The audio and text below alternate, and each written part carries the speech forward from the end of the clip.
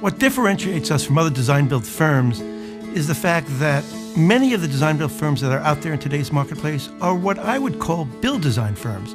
They're builders who do some design work. We really have focused on making a design a key part of what we've done over the 20 years that we've been a design-build firm.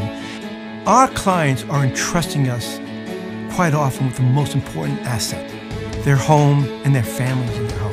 Our design-build model serves our clients in a way that many firms are incapable of matching.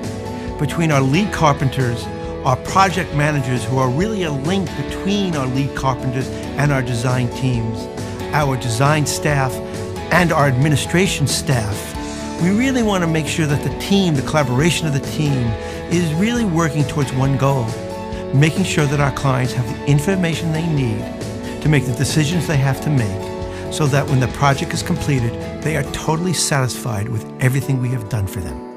We always spend a lot of time making sure that we create safe spaces in your home, that we are minimizing dust, we're using HEPA vacs, we're using plastic walls, we're using insulated plastic walls to make sure that our clients are being protected from the construction zone. In many of our kitchens, if not all of our kitchens, we're creating temporary kitchens for our clients so they can really last through the process of construction.